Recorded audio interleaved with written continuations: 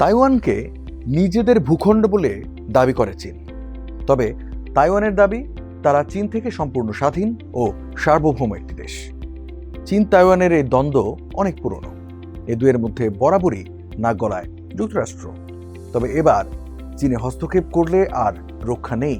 যুক্তরাষ্ট্র শোচনীয়ভাবে পরাজিত হবে এমন তথ্যই উঠে এসেছে পেন্টাগনের ফাঁস হওয়া এক নথিতে। নিউ ইয়র্ক টাইমসের এক প্রতিবেদনে বলা হয়েছে, তাইওয়ান নিয়ে যুদ্ধে হস্তক্ষেপ করার চেষ্টা করলে চীনের হাতে মার্কিন সামরিক বাহিনী পরাজিত হওয়ার সম্ভাবনা অনেক বেশি। গোপন ওই নথির নাম ওভারম্যাচ ব্রিফ। এতে বলা হয়েছে, তাইওয়ানে যুক্তরাষ্ট্রের শক্তিশালী ফাইটার স্কোয়াড্রন, যুদ্ধজাহাজ, এমনকি স্যাটেলাইট নেটওয়ার্ক মোতায়েনের আগেই লণ্ডভণ্ড করে দেওয়ার ক্ষমতা রয়েছে চীনের।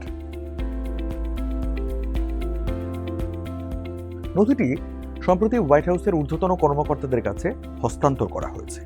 এতে বলা হয়েছে, চীনের বিরাট অস্ত্রাগার, দূরপাল্লার তীক্ষ্ণ ক্ষেপণাস্ত্র, উন্নত বিমানের বহর এবং এর মহাকাশ প্রতিরোধী ক্ষমতা এখন মার্কিন বাহিনীকে এই অঞ্চলে একটি উল্লেখযোগ্য অসুবিধার মধ্যে ফেলেছে।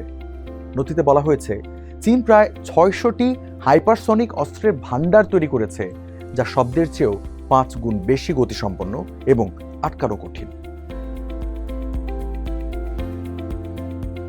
২,৩০,০০,০০০ মানুষের দ্বীপ তাইওয়ান। তাদের দাবি, তাইওয়ানের ব্যাপারে যে কোনো গণতান্ত্রিক সিদ্ধান্ত নেবে দ্বীপটির জনগণ। চীনের কোনো চাপানোর নীতি মেনে নেওয়া হবে না।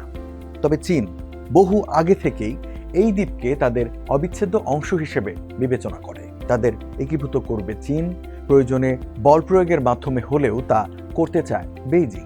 চীন তাইওয়ানে আক্রমণের কোনো সময়সীমা দেয়। তবে পশ্চিমা গোয়েন্দা তথ্য বলছে, ২০২৭ সালের মধ্যে শি জিনপিং সরকার তাইওয়ান দখলের প্রচেষ্টা শুরু করতে পারে। সেই লক্ষ্যে সামরিক শক্তিও আধুনিকীকরণ করছে দেশটি। পেন্টাগনের গোপন নথিতে বলা হয়েছে, চীন গত ২ দশকে এমন শক্তি অর্জন করেছে যার ফলে মার্কিন অনেক উন্নত অস্ত্র তাইওয়ানে পৌঁছানোর আগেই তা ধ্বংস করতে পারবে বেইজিং। প্রতিবেদনে আরও বলা হয়েছে, চীনের অত্যাধুনিক পারমাণবিক চুল্লি সহ বাহারি প্রযুক্তির মুখে যুক্তরাষ্ট্রের সবচেয়ে শক্তিশালী বিমানবাহী যুদ্ধজাহাজ ইউএসএস জেরাল্ড আর ফোর্ডও নাজেহাল হতে বাধ্য।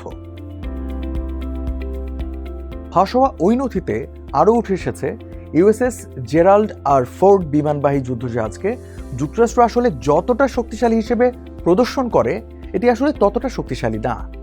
এ সম্পর্কে বলা হয়েছে, এটি ভেনেজুয়েলার মতো দুর্বল শক্তির বিরুদ্ধে লড়াই করতে সক্ষম, তবে চীনের আক্রমণ রুখে দেওয়ার জন্য তেমন একটা শক্তিশালী নয়।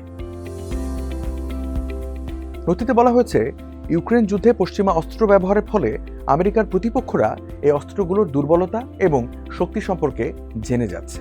পেন্টাগনের নথিটি বলছে, একটি বৃহৎ শক্তির বিরুদ্ধে দীর্ঘস্থায়ী সংঘাতের জন্য প্রয়োজনীয় গতি এবং স্কেলে অস্ত্র ও গোলাবারুদ উৎপাদন করার মতো শিল্প ক্ষমতা আর মার্কিন যুক্তরাষ্ট্রের নেই। গত জুনে ইরানের বিরুদ্ধে ১২ দিনের যুদ্ধে ইসরায়েলকে রক্ষায় যুক্তরাষ্ট্র তার প্রায় ১/৪ ক্ষেপণাস্ত্র প্রতিরোধী ব্যবস্থা ব্যয় করেছে। এছাড়া ইসরায়েল ও ইউক্রেনের প্রতি সমর্থনের কারণে ইতিমধ্যেই দেশটির ক্ষেপণাস্ত্রের মজুদ কমে গেছে। গোপন মার্কিন নথিতে বলা হচ্ছে, বেইজিং এবং মস্কোর তুলনায় দ্রুত উন্নত অস্ত্র তৈরিতে পিছিয়ে পড়ছে ওয়াশিংটন, কারণ অতি মূল্যবান অস্ত্রের উপর বেশি নির্ভরশীলতা। পেন্টাগন স্বীকার করে যে চীন এখন প্রায় প্রতিটি বিভাগে মার্কিন যুক্তরাষ্ট্রকে ছাড়িয়ে গেছে, যদিও উভয় দেশের কাছে প্রায় ৪০০টি আন্তঃমহাদেশীয় ব্যালিস্টিক ক্ষেপণাস্ত্র রয়েছে।